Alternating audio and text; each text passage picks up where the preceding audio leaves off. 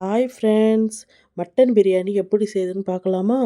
அதுக்கு தேவையான பொருள்: அரை கிலோ கறி, தயிர் 2 கப்பு, கல் உப்பு போடுங்க, கல் உப்பு, மிளகாத்தூள் 2 ஸ்பூனு, மஞ்சத்தூள் அரை ஸ்பூனு போட்டு நல்லா வெறிவிக்கங்க. நல்லா வெறிக்கி விட்டு 1/4 மணி நேரம் நல்லா ஊற வச்சுக்கோங்க.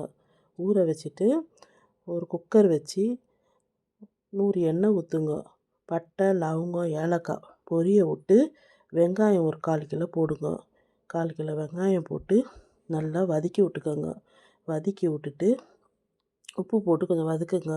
அப்புறம் தக்காளியும் பச்சை மிளகா ஒரு 4 பச்சை மிளகா போட்டு அதுவும் நல்லா வதக்கி விட்டுட்டு புதினா கொத்தமல்லியும் போட்டு வதக்கிட்டு ஒரு இஞ்சி பூண்டு ஒரு 5 ஸ்பூன் போடுங்க. 5 ஸ்பூன் போட்டு வதக்கி விட்டுட்டு கரம் மசாலா ஒரு ஸ்பூன் போட்டு வதக்குங்க. வதக்கிட்டு வச்சிருந்த கறியை அள்ளி போட்டு நல்லா கலக்கி விட்டு ஒரு கிளாஸ் தண்ணி ஊற்றுங்க. தண்ணி ஊற்றிட்டு குக்கர் மூடி போட்டு ஒரு 3 விசில் விடுங்க. அதுக்கு இடையில அரிசியை அரை கிலோ அரிசியை நல்லா ஊற வச்சுக்கோங்க.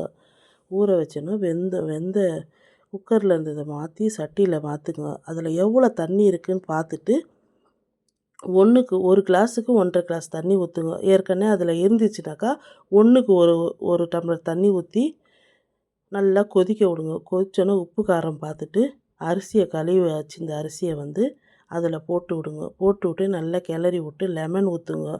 லெமன் ஊற்றிட்டு ஒரு லெமன் ஊற்றிட்டு ஒரு 4 ஸ்பூன் நெய் ஊற்றிட்டு நல்லா கிளறி விட்டுட்டு அதோட புதினா கொத்தமல்லியை போட்டு அப்படியே தம் போட்டுருங்க.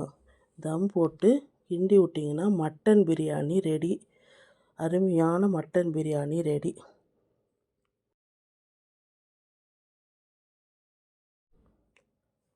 தயிர் பச்சடி எப்படி செய்யுதுன்னு பார்க்கலாமா? வெங்காயம் அள்ளி போட்டுக்கோங்க. பச்சை மிளகா, கொத்தமல்லி தழையை போட்டுட்டு உப்பு போட்டு நல்லா கிளறி விட்டுட்டு ஒரு பாக்கெட் தயிர் ஊற்றி நல்லா கிளறி வச்சுருக்கோங்க. தயிர் பச்சடி ரெடி. சிக்கன் 65 அடுத்த வீடியோவில் வரும். தயிர் பச்சடி, பிரியாணி, சிக்கன் 65 ரெடி.